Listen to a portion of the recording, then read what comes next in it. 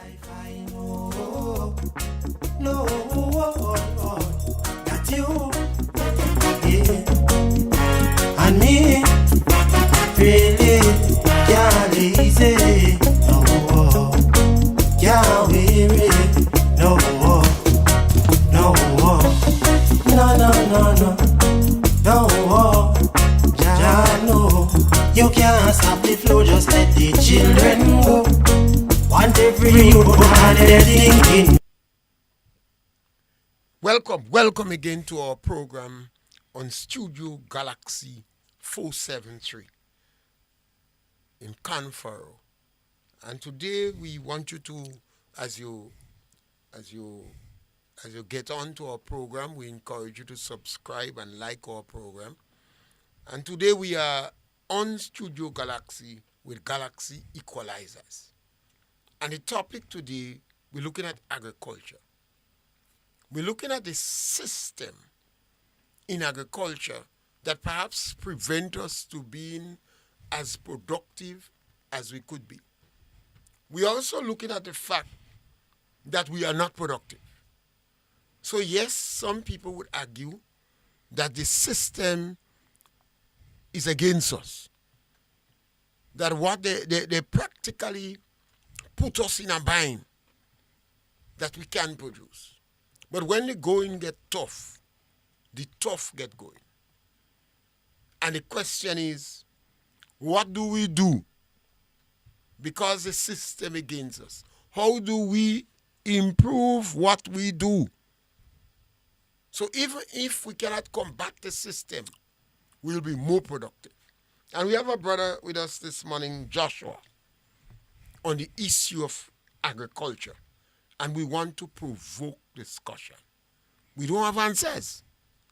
But it makes no sense that we satisfy that we had a 6 or 8 or whatever percentage downwards. We didn't grow in agriculture.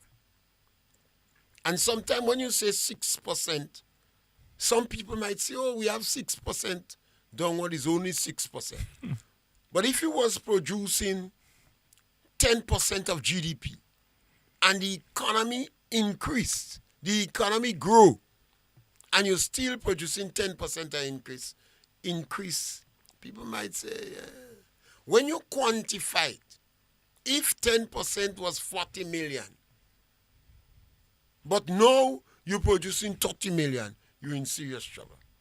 So we have growth from the understanding of the economists, and we also want to see growth in the understanding of the layman. And we have with us Joshua. Joshua, I know you're always concerned about the system, and we welcome you to our program, Galaxy Equalizers. Thank you. Good morning again, and good morning to all the listeners at home and in the diaspora. I want to introduce you this morning to a new term. A term that many of you might have heard, might not have. Because part of the program goal is to raise awareness. I want to introduce you to the term of institutionalized racism and internalized racism. Let's stick with internalized racism for a minute. Now, and let's link it to agriculture. I was talking to a prominent member of government yesterday, and I was talking to him about linking agriculture to tourism so the people of Grenada can get some more benefits from that system. Now, he said to me, wait, let me tell you something. Farmers can't produce. I've even had that problem myself. I said, whoa, where you get this thing from? Farmers can't produce. Well, I know where he got it from. Enough of the people who don't want farmers to produce have put that in many of the policymakers' minds and head over the years, that farmers cannot produce, therefore they have to import the goods for the hotels, restaurants, etc. But it's not that the farmers cannot produce is the fact that the system is rigged against the farmers.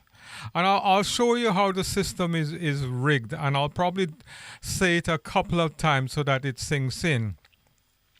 Now, when a foreign direct investor comes to Grenada to invest in Grenada, he or she makes sure that they get all the concessions possible they can get and more if they can get it. 100% of everything, 100% imports of this and that and whatever. They want 100% and more. And so straight away, the fundamental mistakes are made. You have negotiation taking place with a foreign direct investor without an input from agriculture. The investment is done quite often by our investment authority. The minister may head it, and the investment authority, GIDC, will be the technical support for that. No agriculture.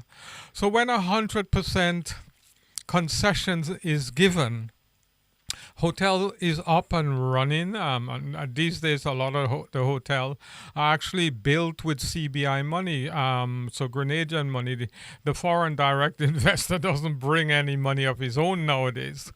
So it's Grenadian money recycled. And so they have this 100% concession. And they bring in goods that are sold below the cost of production or cheaper. Duty free, and then you have the local producer producing maybe a cucumber, with all the duties on cucumber, the fertilizer, etc. The local producer can produce a cucumber for maybe $2. He sells it for $2. Now the importer, in terms of mechanized societies and these big societies, are able to produce in hundreds of millions in terms of cucumber. The cost of production might be 20 cents. By the time it gets to Grenada, with all the concession that it gets, the cost is $1. So straight away, what you will see is the system is rigged against its own people. So you have Grenada playing cricket, and the Grenadian batsmen are sent out to bat, and one of their hands is tied behind their back. They're batting with one hand, and everybody else is batting with two hands. And then what happens is, you see the Grenadian cricketers hardly making any runs, and the same with the cucumber producer. They're producing very little because they can't sell it on the market. They can't compete with it, with the imported cucumbers, because of the favorable circumstances that the importers are given, or the hoteliers are given. And then you have the importers, hoteliers, and the elite quite often writing and saying the locals can't produce. It's not that the local can't produce, it's just that the narrative has been designed to convince Grenadians that their own people cannot produce. So it's a form of internalized racism. It's like in the 60s when there was this movement saying black is ugly, black is this, black is that. And there was a counter movement to say black is beautiful. Now that movement actually worked wonderfully well. So you don't have this nonsense anymore. It's still around, but it's not so prominent. But what we have around now in terms of agriculture is the internalized racism, whereby people who should be advocating for Grenadian are pontificating this point that Grenadians cannot produce in number. Now, the key reason why Grenadian farmers don't produce in numbers are this. One, you don't have the refrigeration in Grenada. But the most important point why Grenadian farmers don't produce in large quantity is because they don't have contracts. Now, before the hotels, when they come here, will do anything, they make sure that the contract is signed, sealed, and delivered.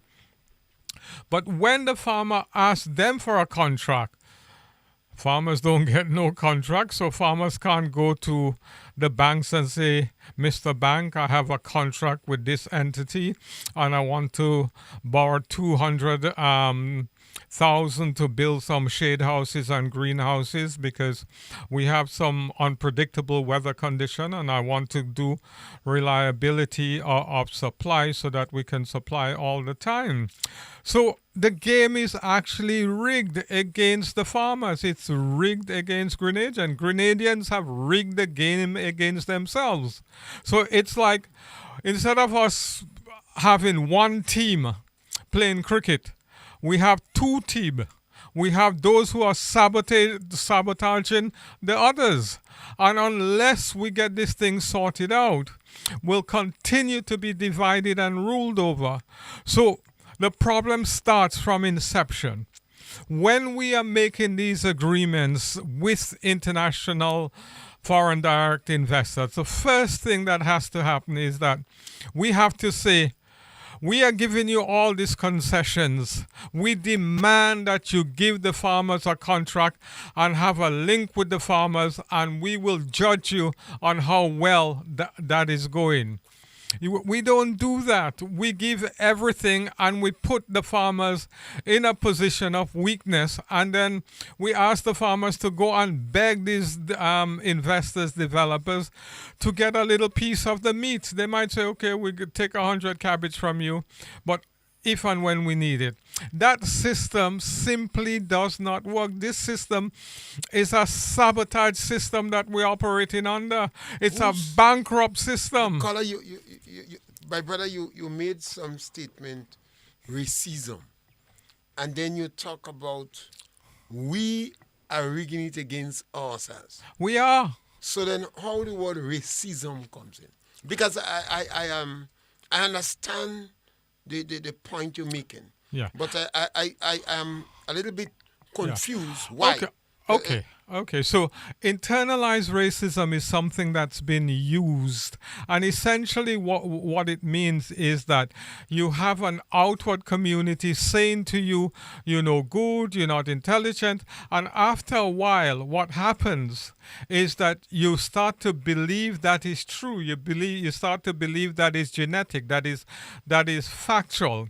Now, that internalized racism is being used in agriculture to make us believe that we cannot produce in number, we are not good farmers, and that's why, the hotels import their food from abroad. But that system, in the end, will destroy the hotels as well. And that's the point I'm asking. The use of the word racism is very pronounced with all its connotation. Mm-hmm. So the question is it not a distraction from poor negotiating practice? Well, I think racism and poor negotiation practice is all intertwined. When you have one side believing that the other side is superior and therefore what the other side is saying needs to be believed, you already have subjugated yourself to that internalized belief that somehow, one party has more of the truth than you. So what we have now is that a lot of people will use different language and say, Grenadians are very nice people, they're very fair, they're whatever. But there is a conditioning that has taken place in the Caribbean over the years to believe that, others, especially people who are of European descent, are somewhat benevolent and have our interests at heart. And that kind of psychology is pervasive within a lot of our people in society. And when we bring that to the negotiation table, it's like we are blindsiding ourselves. So we are just playing the script out. The script is designed to make sure we facilitate European interests or North American interests. And not our interest. I remember reading an article once, and this black lady in America says, every time I see a white person, I want to help them. I feel like helping them, And she came to the realization that over centuries, she had been conditioned to help white people, and therefore when she see any white person, she feels she has to help her because her family for generations had worked as maids to white family. But It's a conditioning, and it's not easy to get rid of it. Sorry. yes, but remember, we have fought revolution. We had the 70s. We had the Black Power movement. We had the whole social movement in Black Joy and etc. So perhaps now it's more a question of poor negotiating skills. In Grenada's context, the farmers have representation at the highest level. The highest level, they're in the upper house. And we have the nutmeg farmers, the cocoa farmers, the banana farmers, the nutmeg and cocoa farmers. They are perhaps the two most powerful organizational institutions in our country. So it's a question of more poor negotiating skills. If you have foreign indirect investment that now they have graduated to using money that we negotiate for, CIB Morgan, we negotiate CBI. for the money. Yeah. But they are using that money to build hotels in our community because our people didn't get the initiative from the university training, the tertiary education to turn the entrepreneurs. So it's a question of our people. And the thing is, how do you reach our people? How do you change the policymakers, the stakeholders, to understand that the negotiating skills that they have been exhibiting is redundant, it's poor, and there is another way. Yeah, but you see, for me, the end result is poor negotiation skills. Poor negotiation skills is not at the beginning.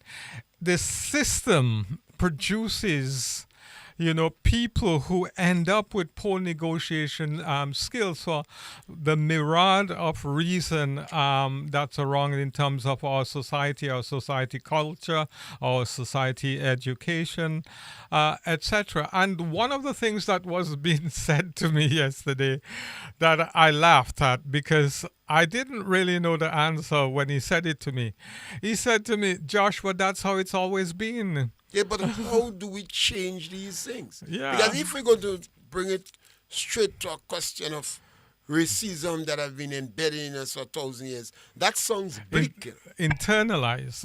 So we actually believe that nasty things that been said then about. how do we change these things? Because we are dealing with our people now. Yes, we are dealing with Grenadians.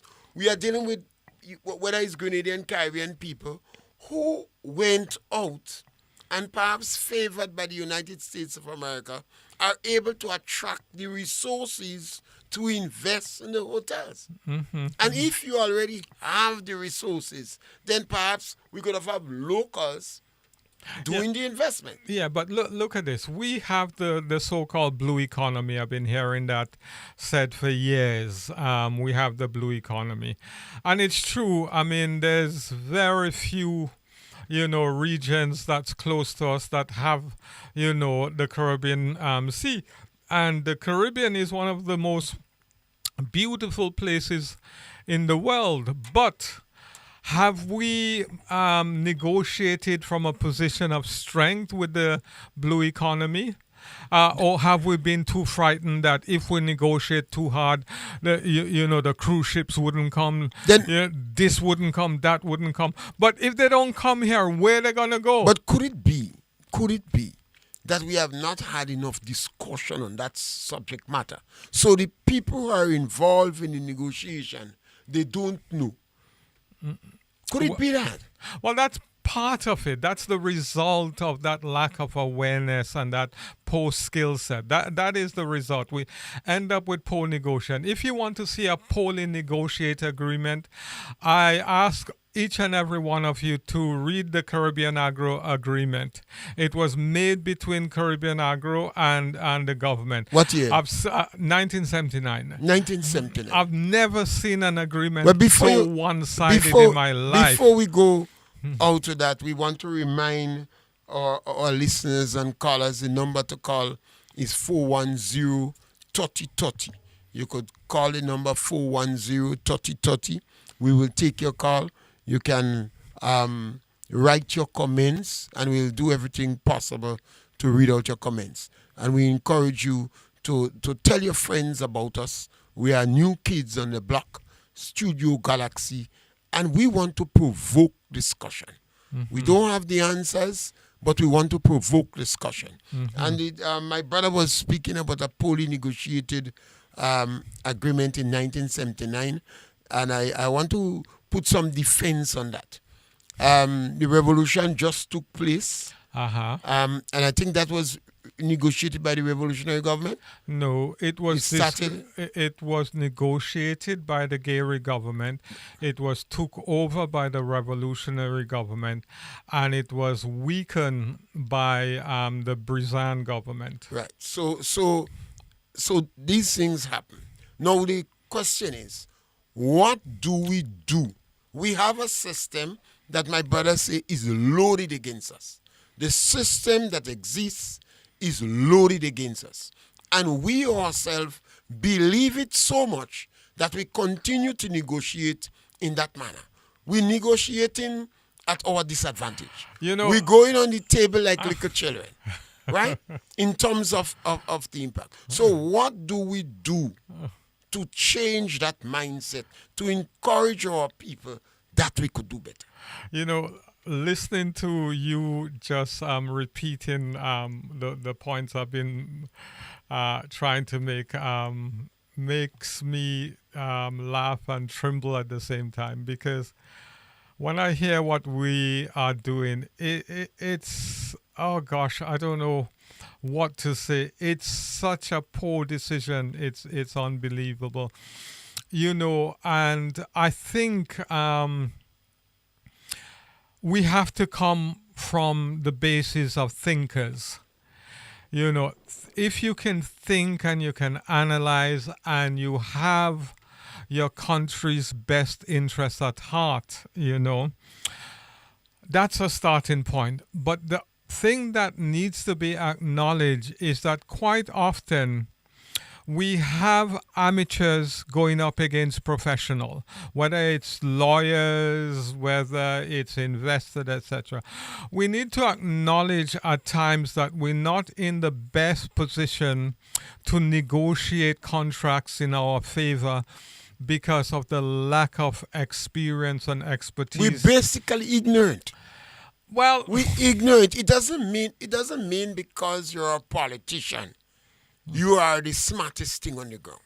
Maybe you have to involve people who have been in the business world for quite some time negotiating things. Maybe you have to work with other members of the OECS and the Caribbean to find out what kind of deal they could get. Maybe you have to have more discussion rather than believe because you're the Minister of Agriculture, you're going to go in an area and discuss agriculture issues. I think that's part of the solution. I think none of us are the repository of knowledge, but we seem to have a culture here. Once you've been given a position, you behave as though you're the repository of knowledge, or that it's only your group that has answers. The fact of the matter is that we all have answers. That's why it's so important that we listen to each other. That's why it's so important there is continuity between government.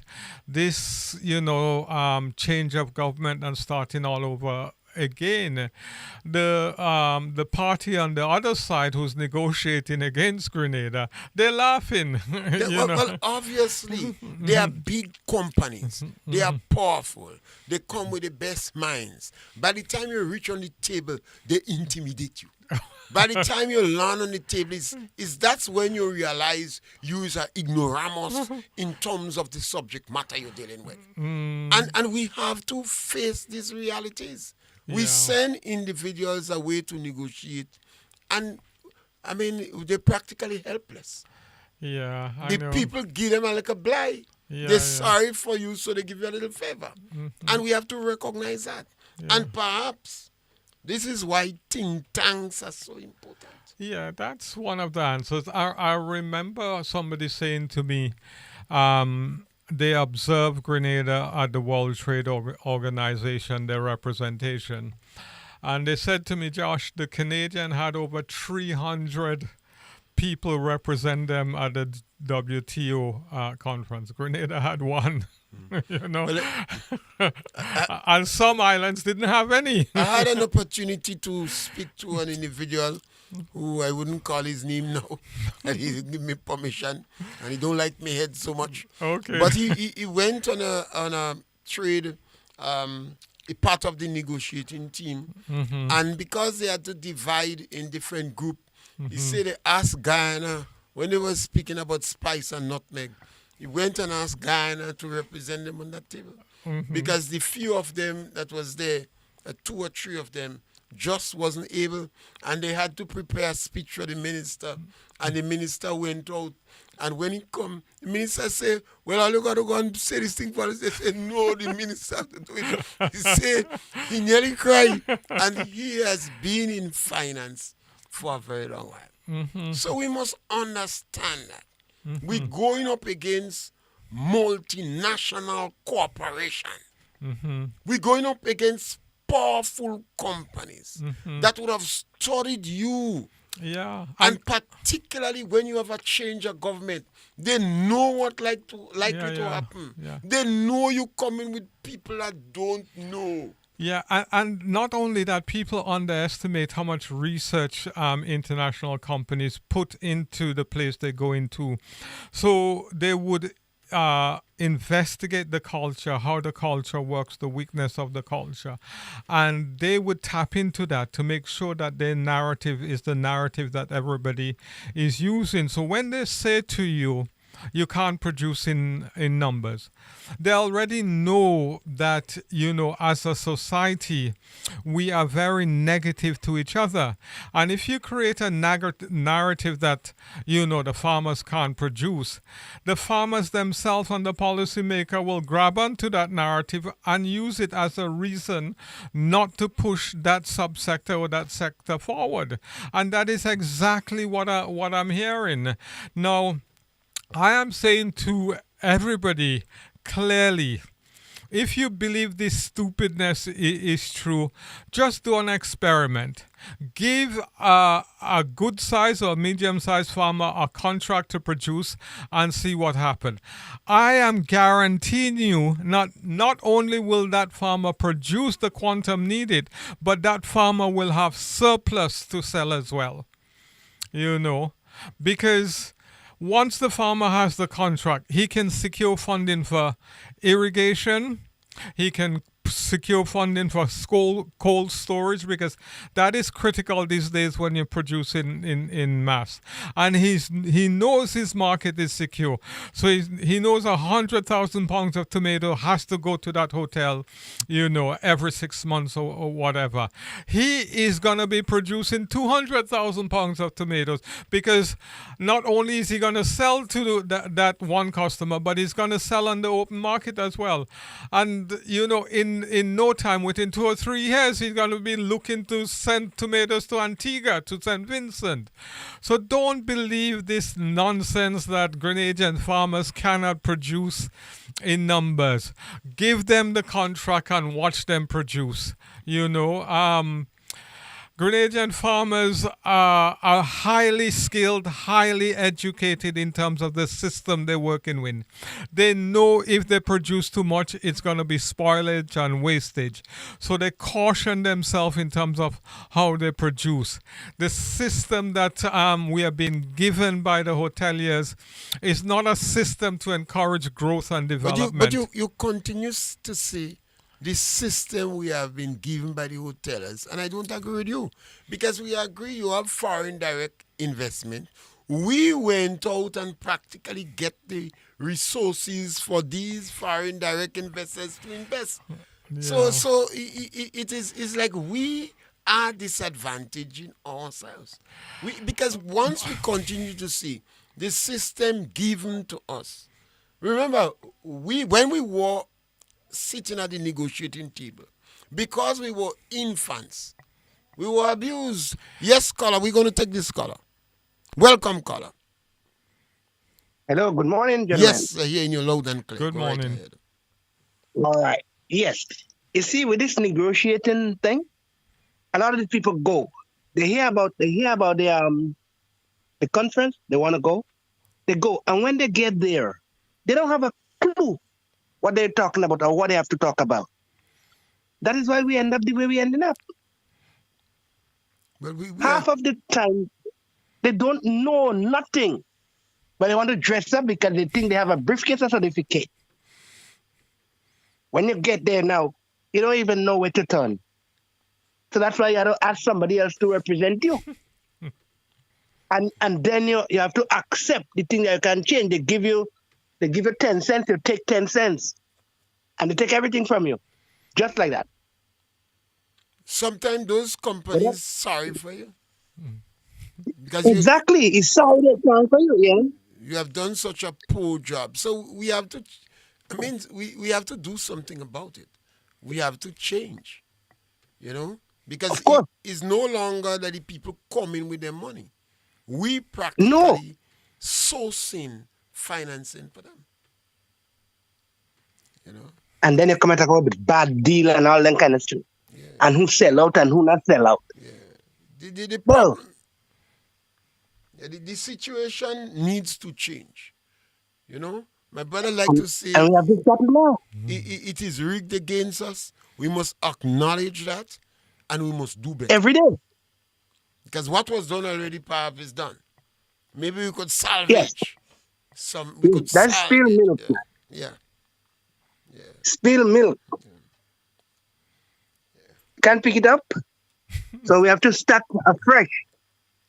So Yes. when you have negotiation, just send the proper people. You don't have to look at color. But that is where we fall now, because of a color. That's a good program anyhow. Yes, Have a good one. Yes, my brother. Thank you. And what we want to do is Yeah. to provoke discussion. We want Of course we have to. farmers. Yeah. Yes, brother. Thank you. We want farmers to not to afraid the discussion. Don't see us as your enemy. What we're doing, we provoke discussion. It's not about blaming. What was done. By who it was already done.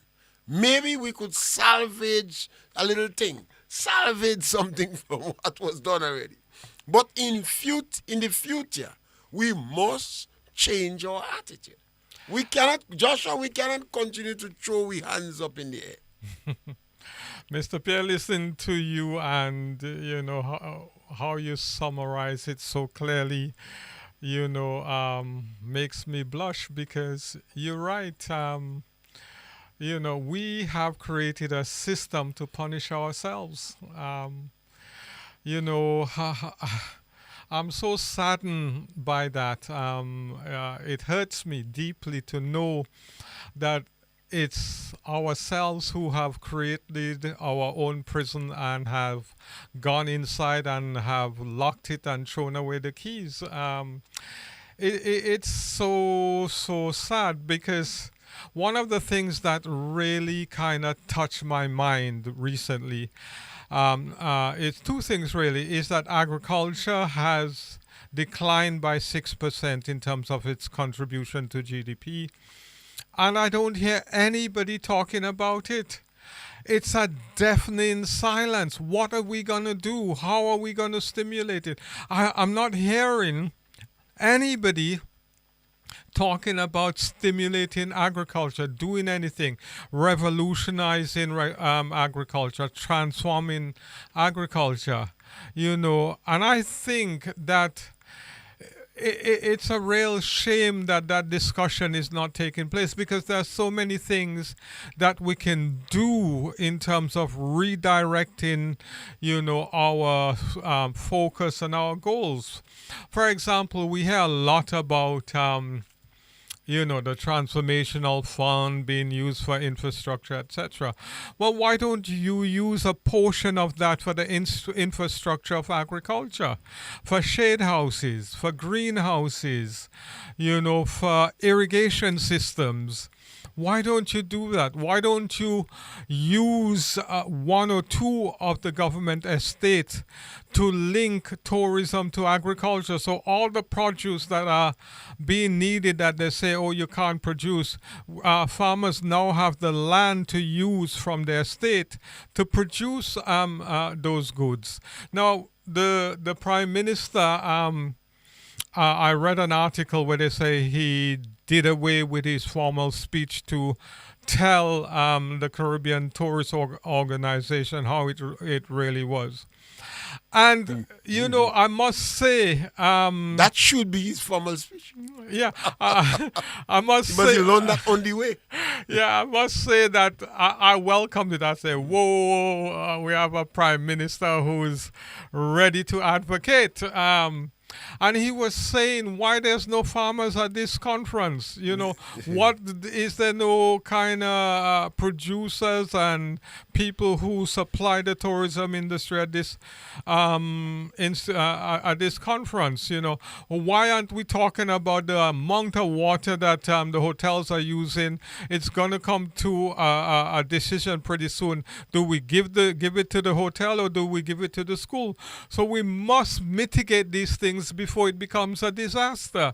And I think he's absolutely right. And rather than kind of prolonging this and setting up about 10 committees and seeing what to do, I think it's about time the leadership of the country get the hoteliers together and say, listen, our food import bill in the region is 4.25 million. We want to cut it by 25% and we need your help to do that. We have two massive investors and both of them are local investors in the poultry industry. Between these two farms and the other small farms that exist, they can produce enough poultry to supply the island. We want you to start taking poultry from these institutions. There are international institutions with all the standards. Now, we are going to change the rules of the game and even out the rules of the game so that local producers have the same chance as the importers. It's no longer going to be that we send in Grenadian farmers out with one hand tied behind their back. Both of the hands will be free to do business. Now, these are the initiatives that don't cost any money that needs to be done, because if we don't do that and put the regulations in place, what we are going to see is that our local businesses are going to be struggling to survive. Because of economy of scale, they cannot compete. Well, economies of scale is one thing, but there's something else that impacts us much more that we don't deal with, and that's dumping.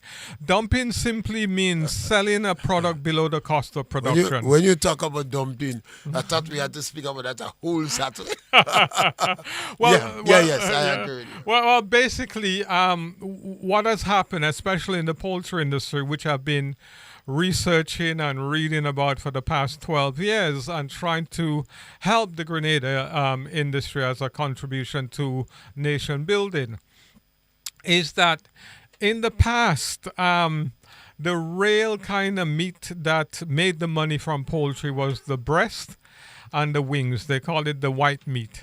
The rest of the products like the leg quarters, leg and thighs, they sold very cheaply. The back and neck was used to make animal feed.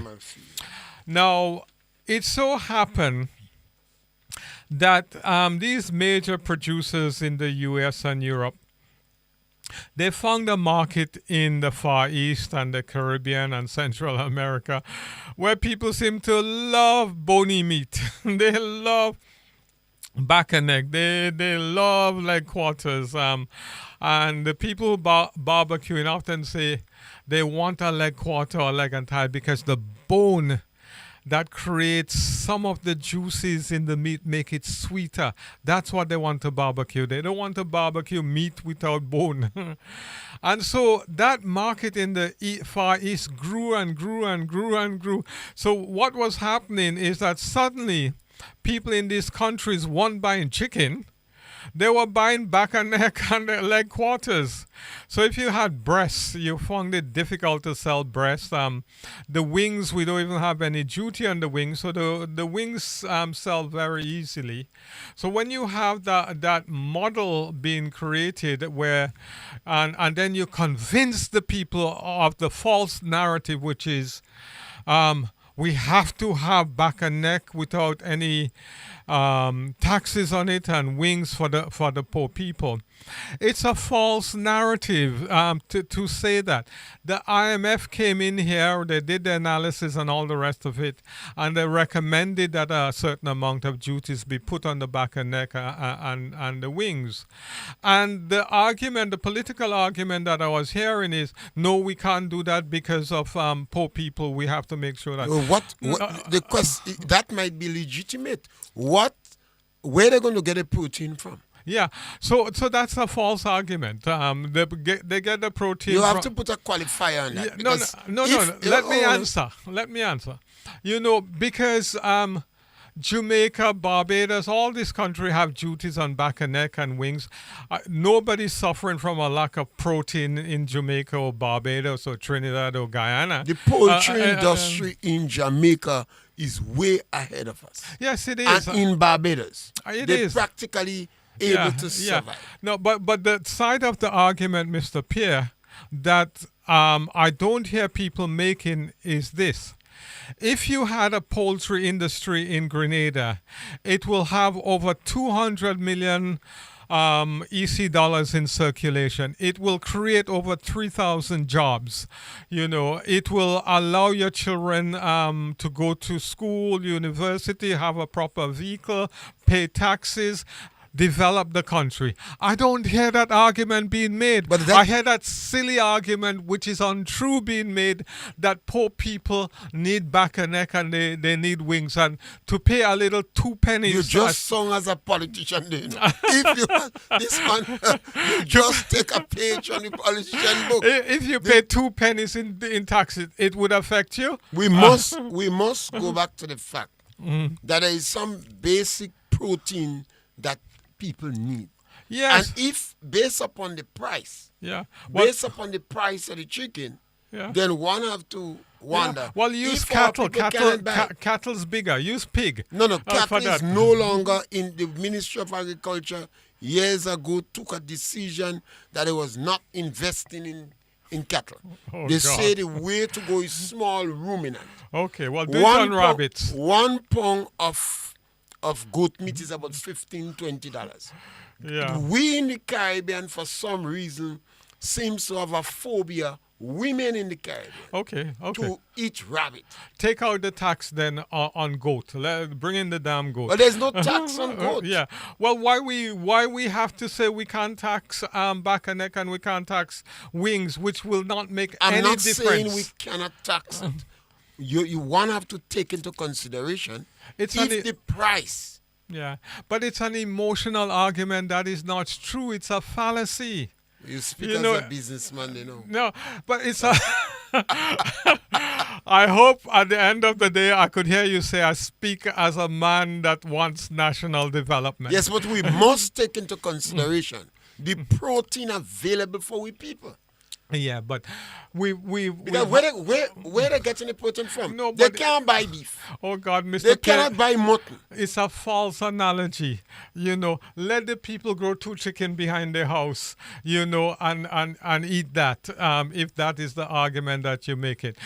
Having 2 pennies in terms of taxes on back and neck and wings will not affect the consumption of poultry and will not deter poor people from buying poultry meat.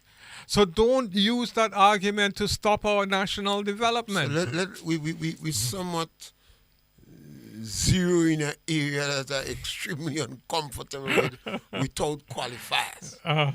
Because we agree that Grenada must improve the poultry industry. That's not a Yeah. point. Y- But we seems to be zeroing again on the fact that we remove the taxes on Bacanek and There's no taxes on back and there's none we on should wing. put, you're Yeah. practically suggesting we should put Yes, we should put 10% at on, least. on Bacanek. And my question is, the rationale, the justification, the political arguments for removing taxes on these things and VAT is that you have to have protein for the ordinary man who do not have the destitute poor. Yeah, but it's a false analogy. So It's- no, you tell me. No, you have to tell me. You have to tell me. The destitute poor, the people who making under $1,000 a month, would they be able to purchase enough protein by buying if VAT and other issues was placed on that? Yes, I mean, if you're talking about, say, back and neck, costing what, say, $3, and you have tax on it of 10 cents a pound or whatever, that's 30 cents. Now you're $3.30. That is not going to make a difference. For in- you, it you know. doesn't make a difference. But But, Mr. but, Pierre- but but the Mr. biggest, the question of Bacanek chicken wings, I see they have moved the VAT on turkey. That perhaps is the biggest selling meat around the people in the lower income group. Yeah, it will still be the biggest selling meat in the lower Whole income. government don't have tax on whole fowl because whole fowl is produced locally. I don't think you're supposed to bring in whole fowl in the country. At one time, No, they had it. you're true. No, but the ordinary man still doesn't buy whole fowl easy. No, Maybe on Christmas time. Yeah, and our consumption, you have to understand it. When we say poultry importation, we don't really mean the whole bird being imported. What's imported is back and neck, leg quarters, Legs. leg and thighs. So we don't actually import that. There's a little importation of the breast. Country Cold Store will probably bring it in. The hotels and restaurants buy it, they like it, and there's a duty of 40% on it. But the duty, the same breast, the duty in Barbados on that is 182%. Yes, because Barbados is provided as self-sufficient. Over the years, Barbados has become self-sufficient. Yeah, but the taxes. Grenada is not self-sufficient. The taxes were there before they were Not- self-sufficient. No.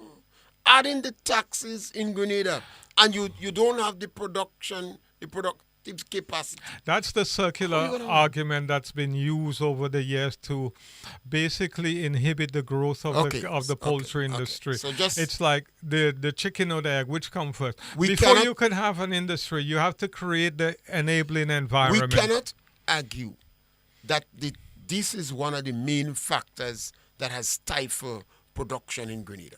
We cannot argue that. So let us see what we could do to improve the production in chicken. It's simple. If you want to improve the production in chicken, there are the practical things that you have to have.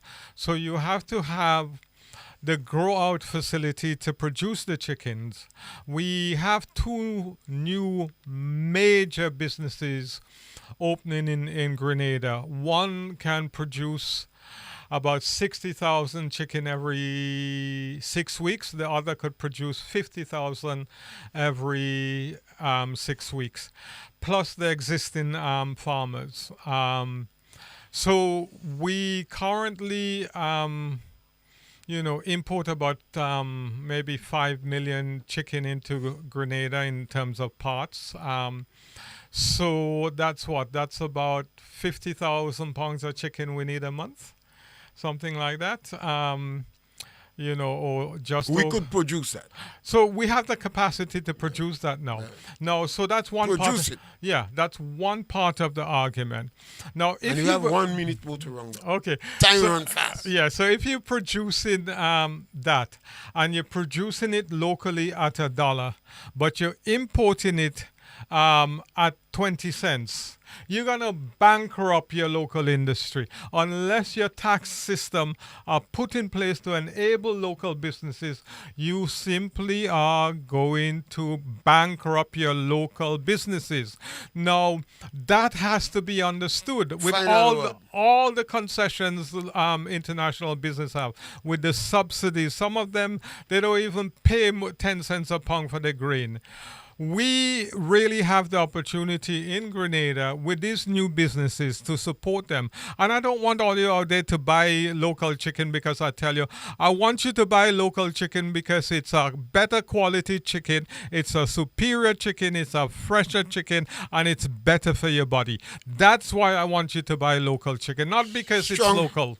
Yes, well, as we come to the end of another subject matter that is very provokeful, because my brother did not add, and the price is within my reach, and the price is within my reach, because in the event that you have the chicken available, but the price is not within my reach, I would not starve. I would make certain I would not starve. We might, and that is an important factor. But on this program, we generally want to provoke discussion. That's an area we want to see farmers have this discussion. Whether it is in the rum shop, whether it's in forum, whether it is in the ministry, we want to see these farmers have this discussion. In addition to that, we want to beg our politicians, you not export. You get a chance to run country because of your popularity, the people want a change and etc. Don't believe you're expert. So when you're negotiating, you have to try to incorporate people who have been in the business world and people who have an idea about these things. Sometimes you even have to get information from other Caribbean countries. It doesn't matter who do what before. It does not matter who made mistake before. You have a chance at the baton. You're not expert. No. And that is our final thing on Studio Galaxy for today. And you were dealing with the equalizers. I want so one. we're back with you. One word, Mr. Pierre. Just one word. I promise you, One word. we will have local chicken that are far less expensive than imported if the infrastructure and the regulation are put in place. Thank you very much. I know what 5 words. we take a small break for maybe a minute or two, and we're back with the second part of the program on Galaxy Equalizers. Thank you all for listening.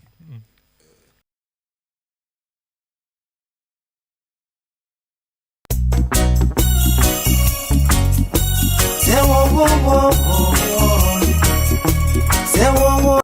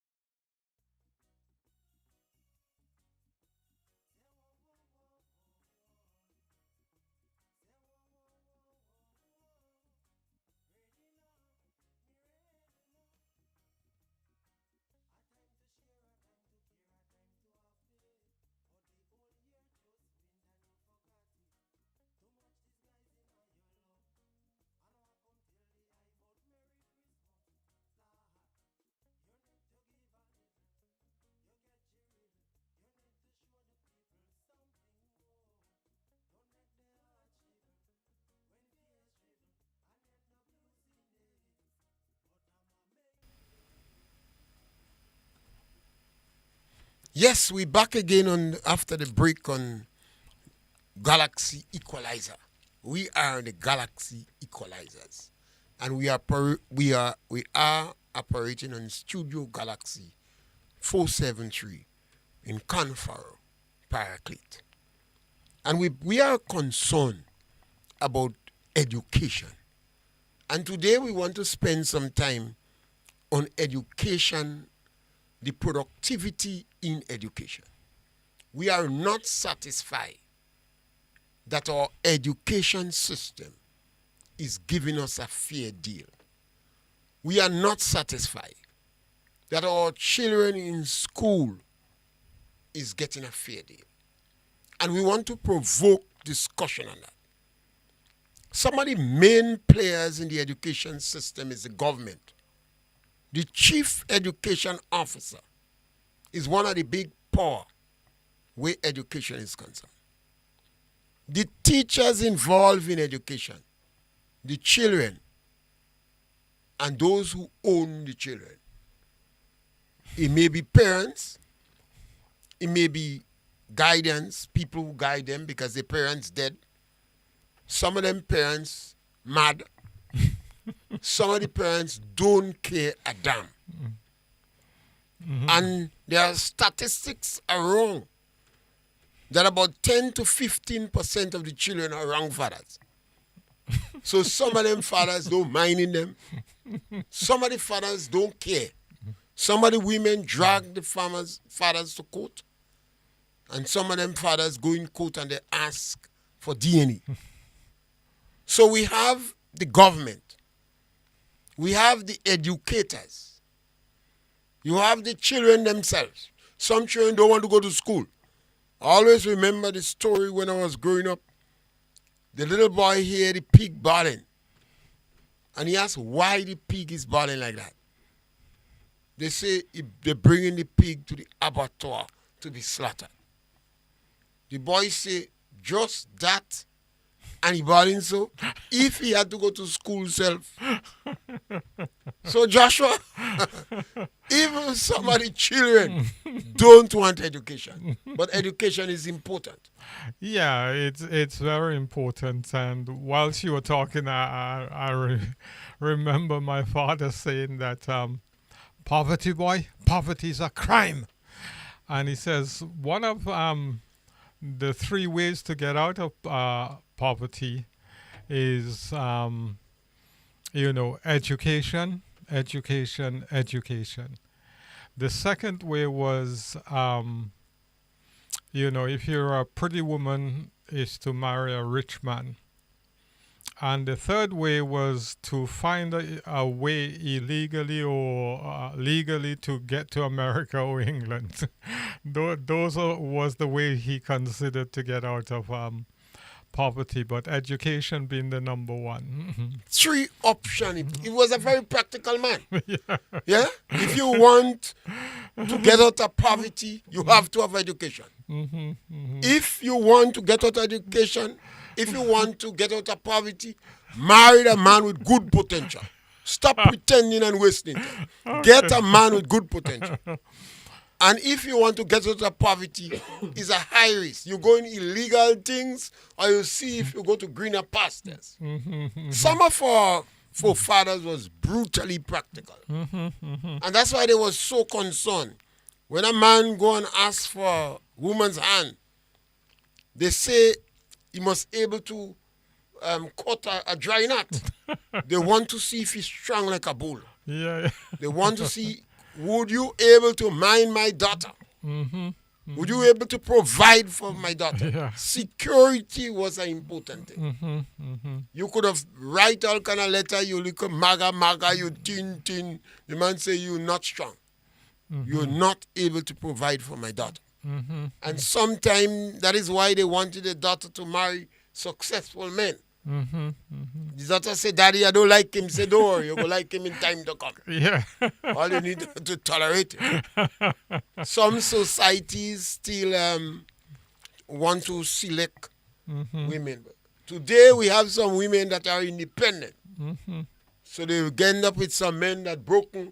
They have to have some money to pay the coat for these men that they have.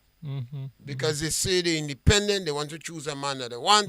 The man have 28 years, he don't make a day work in his life. And they choose these men because the men have time. And time is important for a woman. Particularly they want men with strong libido. You don't want hard-working men. You want men with time. You feed him, he rests, and he's ready. Right. But education, they have a saying, if you think education is expensive, try ignorance. Yes. Very, very true. But you know, in terms of education, one of the islands that's held out as being successful in education is Barbados. And funny enough, Nigeria has more PhD per square mile than anywhere else in the world. So those are often held out, but in Barbados, education seems to be part of the fabric of their society. You know, homework has to be done, schoolwork, so much emphasis on school. And I remember when they were negotiating the treaty for CARICOM, and the whole Caribbean was kind of deciding how to get independence. And one of the things that the British was very concerned about was, did the smaller island, were they educationally ready to be independent? They had no worry about Barbados, and to a lesser extent, Trinidad and Jamaica, because of the size of Jamaica. But there was a concern by the British about the education and the elite taking advantage of the masses due to lack of education of the masses. That was a major concern in terms of the independence movement by the British. They had recognized, albeit not accepting responsibility, that they had not invested in education for the colonies, in hospitals, in roads, in bridges, etc. But now it was time for independence. They were concerned that the masses were not educated. The British perhaps thought Barbados was more disciplined. And yes, Barbados posed throughout the Caribbean about the education system. And they had the university campus in Barbados. Yes. And then Barbados were more disciplined, so perhaps they got some better results.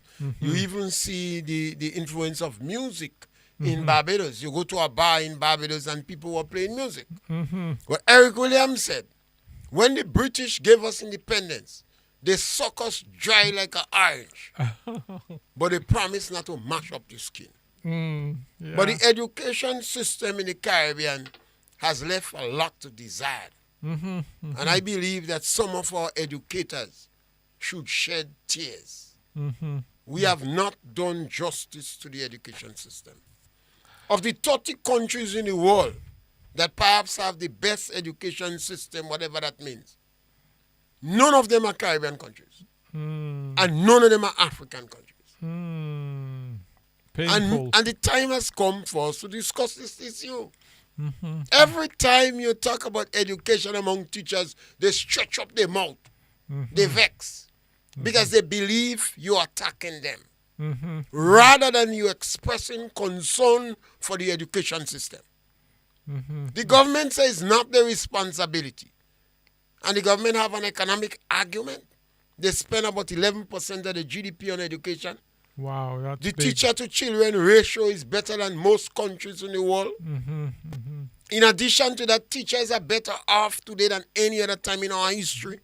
20% of teachers drive themselves to school. When you watch our schools today, irrespective of all the criticism, the schools are better. In the heart of COVID-19, government introduced tablet and computer and what in school. Teachers get more training now and they are paid better and they get pension. Even the money they don't work for, they still get them. Yeah. But the productivity and results has deteriorated. 70% 70% of our children that exit school cannot meet the basic requirements. And I dare and challenge anyone to take me on that. And you know if you take me on, you go win. Because I'm not an expert in statistics. I'm just an ordinary rustic telling you the truth. But who is doing the standards in terms of assessing these schools? Is there like an assessment of a school every year that's done to say that that school out of a target of 100 is only operating at 30% in terms of its target for education? Who's highlighting the issue that we have to do better, and who's producing the solutions for these schools? Because schools to me is just one part, and education comes from the family, from the dinner table, from the discussions, from the reading. I know these days we don't have the newspapers where you read and, you'd spend Sunday morning reading the papers for a whole 2 hours before you leave home, to know what's going on. But I know there's not a lot of that anymore. But education is the responsibility of the community, not just the formal institutions like the school and the colleges, etc. But education also includes a value system. How do we value education? Is it something that we have as our number one priority? Educate our people because that will be increased productivity in time, or is it something that you just send your child to school so you could have a break and go and pick up your cocoa and nutmeg and come back and sell it, and when they come feed them and send them to bed? And I think the culture has to keep changing, because I grew up in the culture where when it was time for cocoa, I believe, or nutmeg, you keep the children home because you needed them to help you under the cocoa or the nutmeg tree, and you can't afford to send them to school. But I think we've passed that now. We now know that as parents, we can't send our children under the cocoa and nutmeg tree to pick up when it's school days. But I don't know if we've reached the position where we accept that it's part of our responsibility to help our children with their homework and to educate them in other matters that the school don't educate them in, maybe relationships, maybe financial planning, maybe business, etc.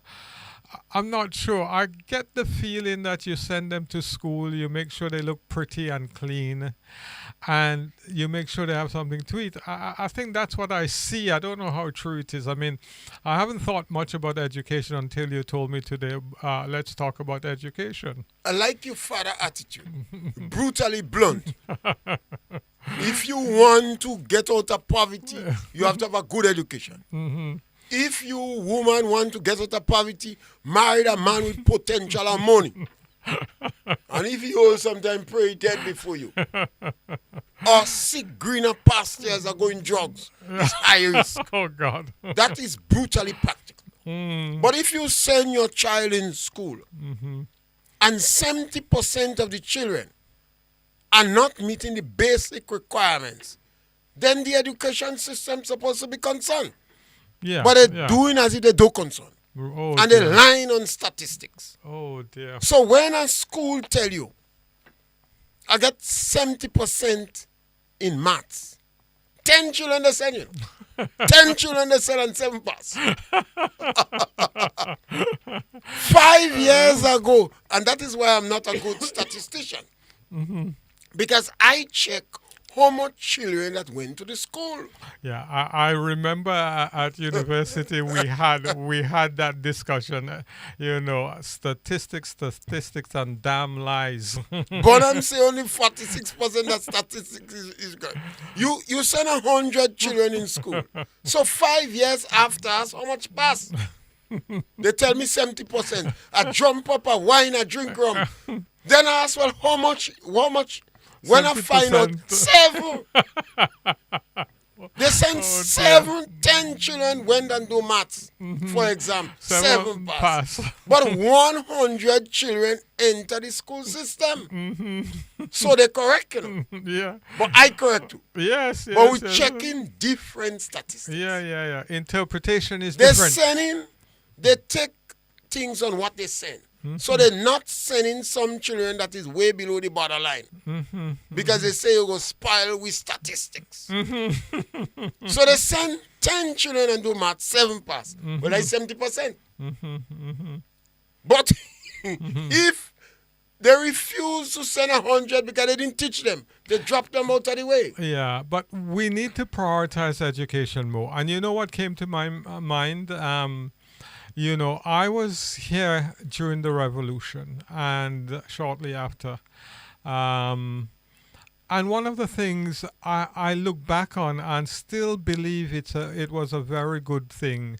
It was that kind of mobilization and educating the population in every community. I think really there is a need, and that if we could get that going, that awareness, that will, lessen some of the ignorance that I hear being spoken about quite too often. People just have a lack of information, truthful information, and but I think if we could get that community education going again, both practical in terms of, every community having a lab, a computer lab, where you could go in and take courses every evening, and also meeting about, things that are important to their community, and what's going on nationally in terms of national government and why government is doing what it's doing. I think that will help stimulate, because it's you're never too old to learn new skills. And I think we need to invest in what work, and if that system has worked in other country, we could research it and see its work, or whatever works, if we could find out, because that will not hurt us. If we become more educated, more aware, I think it will help with productivity. Well, we need to provoke discussion. And we need to take on our educators, and our educators must not hide. I am convinced they're hiding. Oh. There are some issues. You cannot have a system where 70% of your children that exit school cannot meet the basic requirement. It means you are not a good educator. If you're making furnitures and they give you 100 pieces of furniture to make, and because of your poor workmanship, only 20 that could sell. You're a good furniture maker? No, it's not. It's like If you're making short and 70% of the short is rejected, are you a good short maker? No. If you're teaching maths and they give you 100 children and 10 pass, could you teach maths? No. No. It's as simple as that. No, you remember about 2 programs ago, we were talking about finding our intellectuals. They're hiding. They're hiding. Because I'm not seeing any articles on, agriculture or the contraction in agriculture. I'm not seeing no articles on how to become a more civic society. I'm not seeing no article on how to boost productivity, how to diversify our economy, because at the moment our economy is so skewed. I think about 85% is skewed towards tourism. Is that a good balance for a small economy like us? It cannot be good. We just have to have another COVID and we finish. We have to have think tanks. And we have to prepare to ask questions. And our intellectuals, you have to stop hide. Or people have to pull them out and tell them don't die. You cannot have a system where your best minds, your best brains is your tertiary people. You're tertiary educated. They're supposed to be the think tanks. And when we sit down in the rum shop and you drink with thing and we ask questions, we get answers from them. Yeah. You can be, if we're going to change everybody, it's not to say you need strong young men again, because women making their own money now, they don't need strong man. So you don't have to bust wood nut and break stone to get a woman. You don't have to do that. And women don't want rich men anymore. But Mr. Pierre, I don't think you're totally right in that, because I'm told that as long as you could buy a phone credit, you're in thing. Well, So the reality is, the harsh reality is, when our children come into school, they must be more competitive on the job market. Absolutely. The statistics is telling you, and this one is not my statistics, they could test it. 60% of the people unemployed and looking for job do not have the skill set, the talents, or the attitude for the job. Yeah. Now, how would Grenada be competitive? Yeah. And I think I've heard people on national level talk about aligning education with the jobs that needed. And when I heard, I think it might be Minister of Education or somebody in government talk about that, and I think they were right. But that's trickery. They're not smart. You see, what if you want to change the education system in Grenada, the productivity level in the education system, you could do it in 5-10 years. You have to go to the primary school to start to change. You could salvage. You could salvage from the secondary school. You could change some attitude from the secondary school and other people, but you have to start in the primary school. The primary school. So what they're doing is trying to trick and deceive people. They say, well, you have to have a little training in technical education and all sort of nonsense. We have to go and get better results. Our children have to have at least more than 50% of the people exiting school, more than 50% must meet the basic requirement. What is the basic requirement? You must go after the science subjects. You must have mathematics. You must look at a foreign language subject. Don't waste time with others. If you don't already, don't waste time with numbers. Concentrate on 5, 6, 7, 8 subjects. Yeah. If you want bragging rights, you could do 25 subjects. Yeah, I remember also Morocco had given us some scholarship, and they had to hold back our students for a year because the standard of The math. standard was poor. Yeah, so they had to teach them math for a year before they could go into the courses. The level of maths they was doing in the Caribbean, Morocco was higher. Yeah, much higher. Mediocrity is like the order of the day. When you see people jumping up, they say the child bright. Since you talk to the child, you know the child doesn't. Our schools have to do better. Yeah. And teachers must not afraid discussion. When individuals bring things on the table, provide explanation. You can hide. It's difficult. I find that one difficult because we bring up people who are essentially afraid to hear a different viewpoint or to have discussion or to admit that they're wrong. And then we put them in front of classes and we say, teach. And you could see the admonishment on the teacher's face if they don't agree with something a student say. They don't view it as kind of expressing ideas and views. It's like, you don't agree with me, so therefore you're wrong. And you learn so much by making mistakes, but you have to allow that student the opportunity to develop and grow and experiment and eventually get it right. I mean, you get education by travel. Thank God I was able to travel quite a lot, and by going to the higher institutions, reading and all those things. But, I'm not sure how it's done now, even in reading, because we have the tablet. I learned to read by reading little comic and children books over the years, and then newspaper and all those things. I don't know I don't know. I don't hear about children reading this and regurgitating it and, saying it in their own words or what. I don't, I guess I might have, I got too many years to know how the education system is About working now. 15% of our children perhaps get it right. About 15%. That's low. And that 15%, go back and look at the parents. Mm. The parents perhaps have it well locked down. And the parents quiet.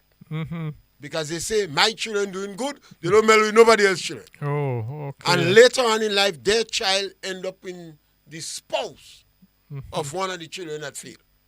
One of the problems we have in Grenada, the number of people that exiting school with the basic requirement is too low.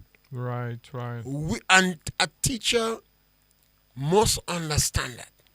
Our children go to school at the age 2.5. And we have a program in Grenada, I don't know if it continues still, I believe it continues, where people visit some children between 6 months and 2.5 years to help to stimulate their brain or something. Okay. Or maybe, I don't know what they do. I don't know, because I don't have some young children. Maybe I need to have some more. But to stimulate the brain. So from 2.5, our children is in school. 2.5 years. And the teacher has absolutely, very few reasons they have to complain. Because electricity, telephone, water, and internet, we have 90% access to it. 20% of them drive themselves to school. A lot of the little children have tablets, some of them watching blues. Some of them in primary school because the children brighter than the parents. Some of the children, one of the little sisters that is helping me here as a technical, she get fed up, she goes like, and helping me in primary school. She brighter than me on the internet. So all that is available. Why is it our children cannot pass maths? Why is it they can pass biology and chemistry and physics? If you want to be a mechanic today, you have to have maths and physics. Yeah. And IT, that is IT? Computer. Yeah, IT, information Some of the technology. vehicles that come in now, if the child cannot go in a computer and see what's going on, they can fix the vehicle. So we have to make certain that more than 50% of our children in the next 5 years are exiting school with the basic requirements. Yeah. And parents have to stop take blame. Yeah. They're blaming you. Some parents, about 15 to 20% of the parents, they have it well locked down. Yeah. And they quiet, they don't say nothing. Mr. They only care about the children. Yeah, Mr. Pierre, I have to confess, I haven't really delved into education. Well, you never thought about that? Yeah, I didn't think about that. But something has come to my mind in terms of system. I like systems because systems determine who wins and who loses. It's not a game of chance. Now, the system that I could remember in terms of home is that you focus on that one bright one and you forget the 100 or the 99 dunce one. Same thing. You profile the children. Since the children learn in school at 5, they say that go make it, that can make it. Yeah. They don't use this crude language. Yeah, and they say they're not academically inclined. Yeah. And that one person goes on to get a scholarship. And all the focus and limelight is on that one. But what happened to the 99? Well, I never hear about the 99 again. Is that he win Island Scholarship and this, I didn't even know what Island Scholarship was. But you win that and I'm thinking, well, whole school celebrating one person gets scholarship. And that person never come back. Where are our Island scholars? They normally don't come back. No, they don't come back. Sometimes when you see those Island scholars, you don't pay any for them.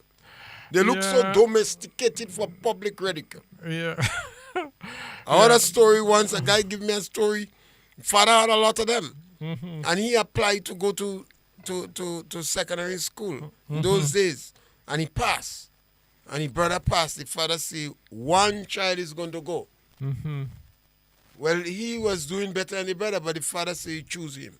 Mm-hmm. Well, the mother tried to intervene, but in those days, one captain on the ship, you obeyed. Yeah. So the father sent the little brother, went to secondary school, and he tell the boy you have to stay. But the father was a farmer, coals burner.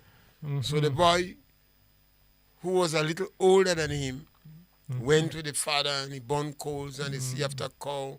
And the brother did very well in school and the brother went to university and the father sent in money for him and he go. And when the guy get big, he ask his father why. The father say, you bright, he bright, but that scamp would not help me to mind you. The father say, watch this boy. I said the boy did well as a doctor. And the whole family proud. But he never studied them. And the father asked, so he asked the father why. The father on his sick bed said, that scamp would not have helped me to burn coals to mind you. So don't bother. He's your brother still. Yeah. So if we, But that is the I attitude we have. had that in the family as well, and it had ramification up to today because the first one became a doctor, and the second one, who equally as bright, the father said that he didn't have enough money to send him. He wanted to be one of those people on the ship who navigate. Navigation. Navigation one. Yeah, and you have to stay here and to help the one that is the doctor. Yeah. And to this day, I detect the slight resentment is still there. But the father had to make the decision. Yeah. Irrespective of how you feel, he made the decision. Yeah.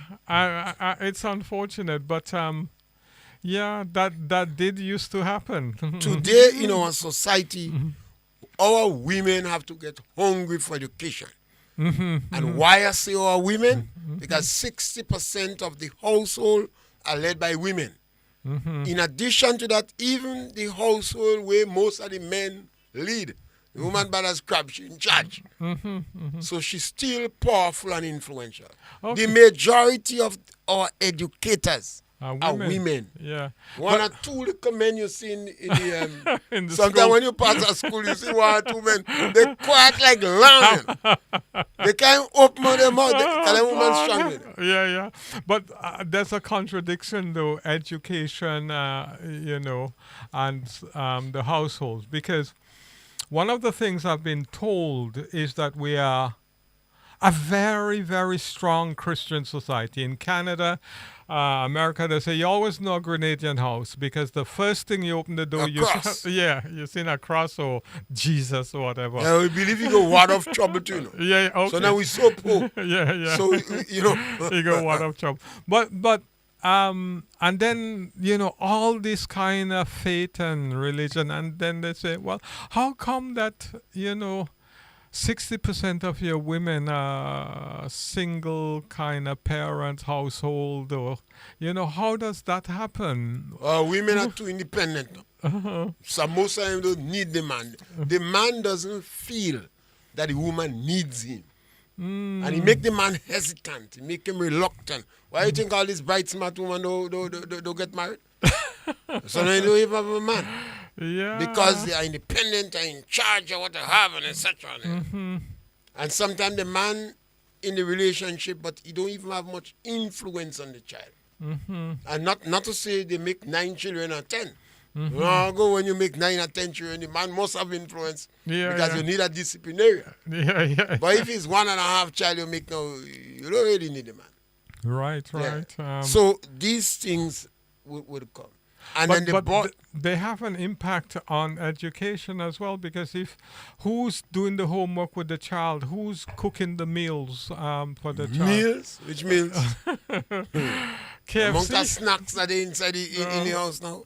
Who cook? Yeah. To most women, cooking now is an act of slavery. Oy. And so you find these problems. But to compound all these problems, the productivity level in school is unacceptable. And we must face the truth.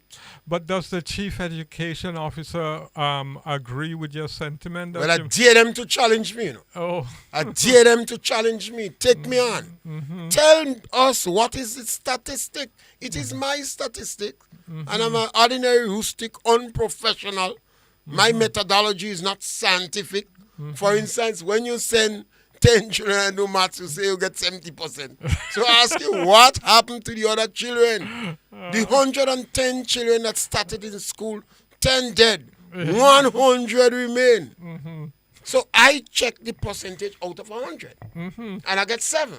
yeah, so 7%. So I think you're probably right, the way you do it. 7% pass. Yeah, so, But they sent 10. So as soon as a child gives in trouble, they don't let him do maths. oh dear. They say, no, you can't do biology because you better do, what they call it again? POB or OB or whatever. Y'all kind of POB or commerce. See some boys doing food and nutrition. I say, you want to cook? You tell me that easy. So they give them an easy thing. They say you're not academically inclined. That means you're dunce. Anytime you hear they tell you your child is not academically inclined, that means they tell you your child dunce. They just use a more palatable language. But that might be academically dunce, but I mean, it might have a gift for practical But stuff. what gift? You don't have music. Music are not taught in school, you know.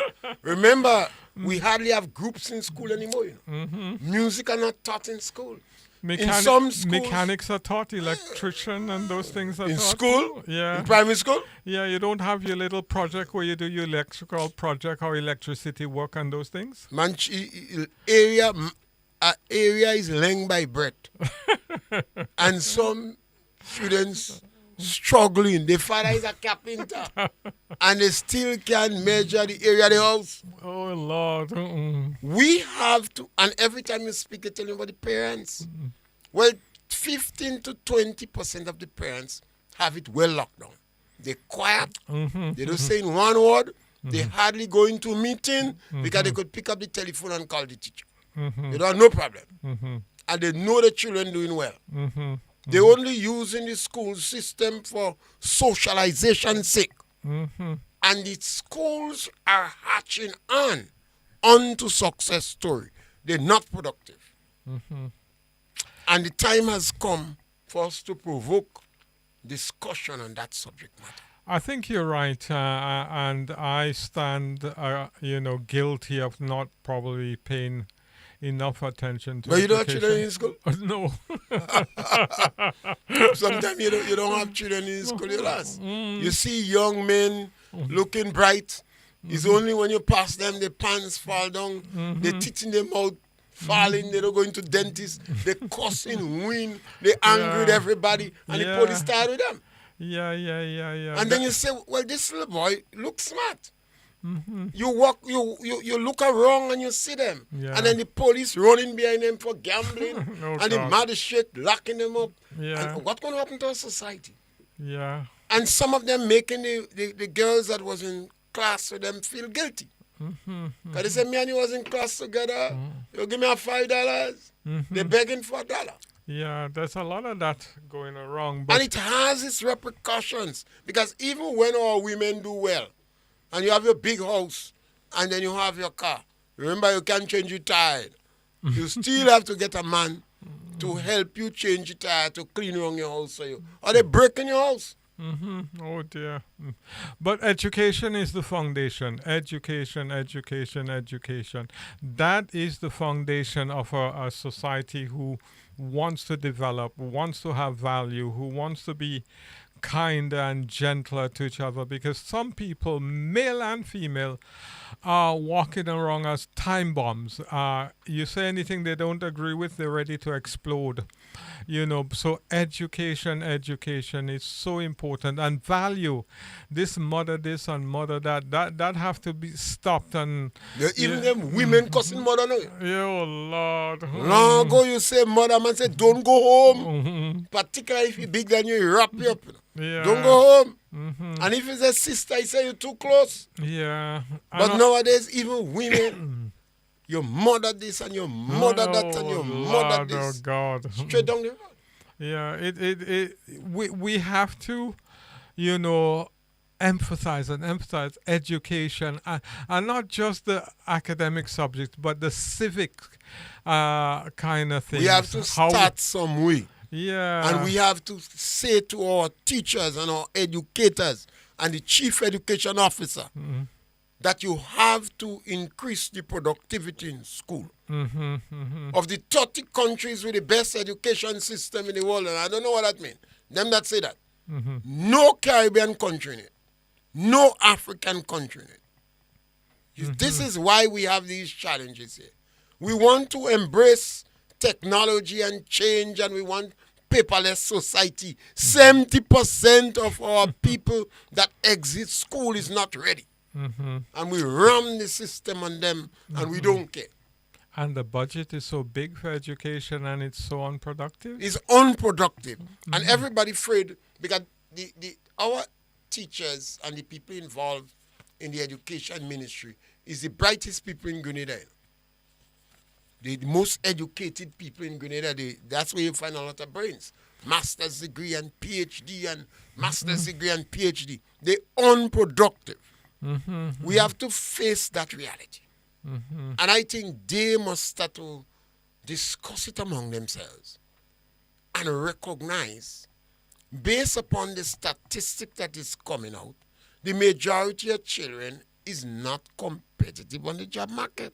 But do you think the time has come to change the system fundamentally from the British model to a more American model? The British model... The American model, unproductive too. Yeah, but the British system seemed to be that, you know, you could be the school cleaner, you know, today, tomorrow you stand for election and you could be elected and you are the policymaker in education. Whereas the American model requires a technical expert to run education, not a minister. I just want to remind you that the number to call is 410-3030. We know that topic is challenged. Nobody in Grenada, or very few in Grenada, want to butt heads with our educators because they're bright and smart. But we have to, when you're hand in the lion mouth, jock out the tongue. Don't pet no lion. When you're hand in the lion mouth, jock out the tongue. If your child is part of the 70% that are likely not to meet the basic requirement, then you better believe you have to face the lion. You have to stare the lion in the face. And if he bites you, jock out the tongue. Yeah. We have to do more to increase the productivity level in school. Our children are not doing well. If that continue, the prison is where most of them headed. So the prison is going to be doing better than the educational system. All the prisons in the Caribbean are overpopulated. Wow. And the majority of people in prison did not have a good education. You could go and check the statistics. The majority of people that are unemployed and looking for a job don't have the necessary skill set or education. So that's where our problems is. So our problem stems from the poor education system. The unproductive is this. I don't know if the system is bad, but the productivity level in the system is too low. Yeah. Because if you have people that have a malaise, that a paralysis where production is concerned, it doesn't matter what system you give them. Yeah, but what you're saying, which is frightening, is that unless we fix the education system and fix it quickly, our prison will kind of fill up. Our jobs will remain partially empty because we don't have the skill sets to fill them. And then the engagement in society will kind of diminish. Social decadence. Yeah, and the social fabric of the society will all be weakened. Now, surely that's a cry for our policymakers to, take note and quickly. There has to be another thing in terms of what is our plan to fix that. I know We don't want to discuss it. You talking about plan? yeah, but We have to discuss this issue. yeah, but I know our colonial masters left out with poor roads, poor education system, poor healthcare, poor everything. But what had happened? Our politicians, in all fairness to them, have done a very good job in creating infrastructure. Gary built 28 schools in 13.5 years. Whoa. And every government that come after invested immensely in education. Say that again. How much? 28 schools in 13.5 years, technical education, pre-primary education, St. George's University, Independence of Grenada. That was Gary's fee. And in 13.5 years, Dr. Mordecai, I think it's Mordecai, Dr. Mordecai, was 25 years old, a doctor looking to open a university in an English-speaking country.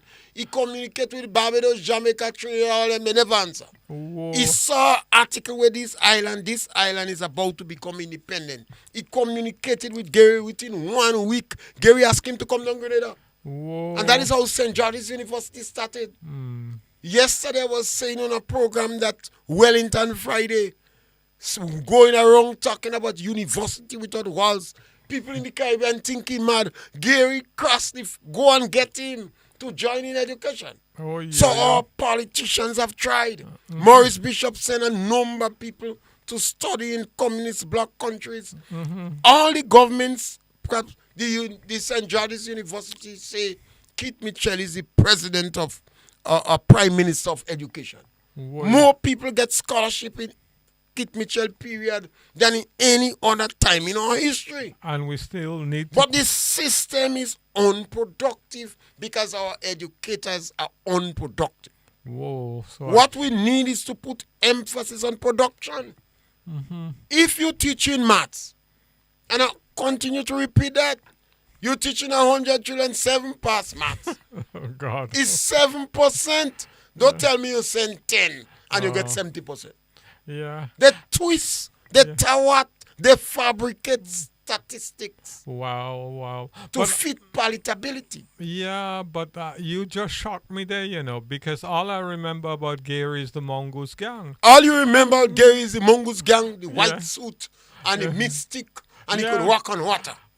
That you remember? I don't remember the water bit, but how much 25 schools? You was not gay, right? No, you was not gay, right? 25 schools. 28 schools 28 in 13.5 years. Wow. 28 schools, St. George's University. Wow. Gary said when Gary passed in Paradise and Jukes and them they in Paradise, they didn't like Gary too. They see Uncle Gary because they playing cricket in the road, they don't think it out. Yeah. Gary stopped and asked them why they playing cricket in the road. They say we don't have no place to play cricket. Gary say, okay, we'll have to get a place for you to play cricket. Within 1 month, Gary mashed down the best piece of cocoa in Paradise. That in hell rolling Grenada. Yeah. They said this man is a criminal. When he do that, Gary plant flowers in Granite Island. They criticize Gary. They say, look at the man planting flowers in Granite Island. Gary plant banana by 1910. They say Gary mine bad as Granite Island fig leaf. Well, thank you for opening my eyes. I didn't realize I was so ignorant of Gary. Well, we're on the last 5 minutes, and it's good to always have you here. And we want to provoke discussion. What we say, people may not like. And you don't have to agree with me. You could take me and I dare you to challenge me when I give statistics. And you must win. Once you go and do research. Because you hear me statistic, I check in 7% pass maths and the teacher says 70%. So you have to determine which one. Whether you've abandoned the other 90 children because them is pop cocoa straw children or they are kinky or maybe they're classless. So we started off, Mr. Pierre, on system being rigged. And you continue right to the end to demonstrate how you could rig a system to suit yourself. Of course. And that is the awareness and that we should raise amongst the listeners. The system has a lot to do with whether you fail or whether you succeed. Now, the system that's been set up in the Caribbean by our colonialist masters has been a system to benefit them, not to make sure that we succeed. But I don't know, by God's grace, we've managed to keep going. But there comes a time now where we need to overhaul our systems and make our systems suitable and beneficial to the people of the Caribbean.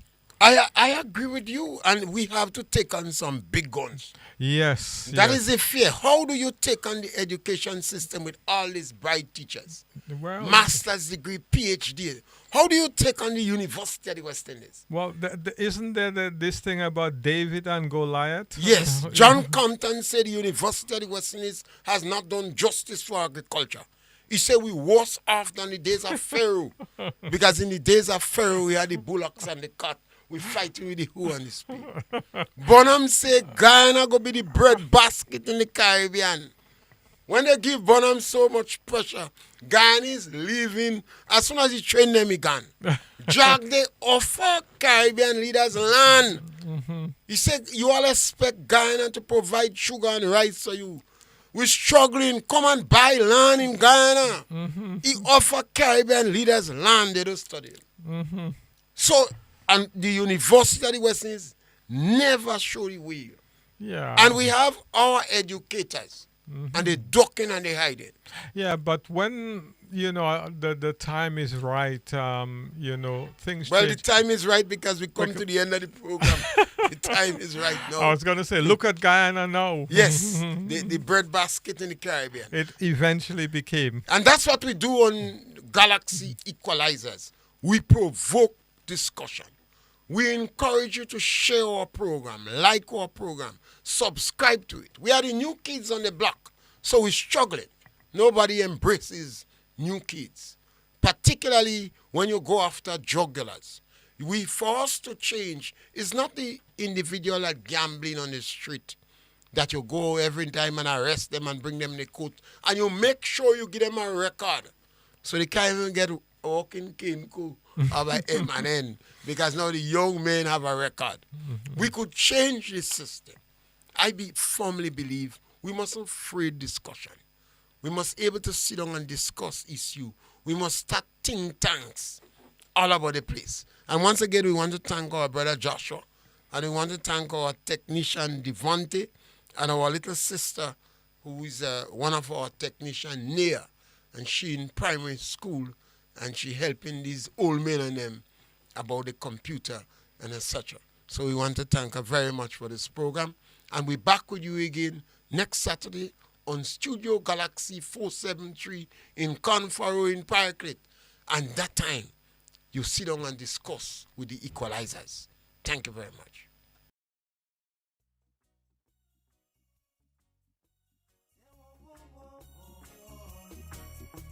Say whoa, whoa, whoa, whoa, whoa. Ready now, me ready now. A time to share, a time to care, a time to happy. But the whole year just went and you forgot it. Too much disguise in your love.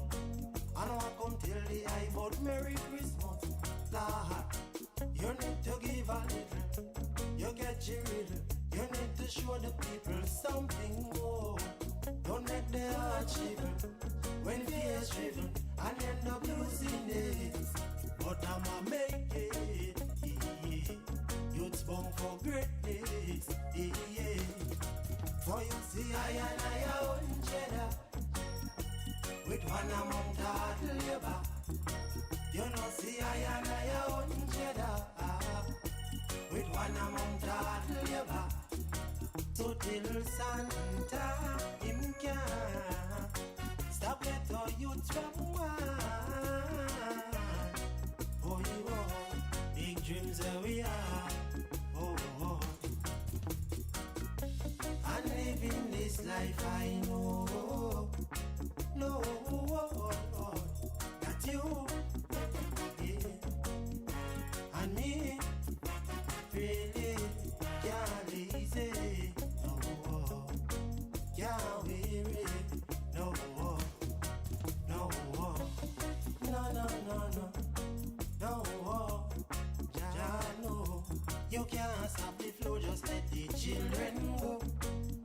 every youth put on their thinking cap. No more time to laugh. Keep learning the fact. The poor and the flat has been brainwashed. Adhering to a heart. The leaders them chat. Just like that, them falling at the trap. But you see, I and I are on cheddar.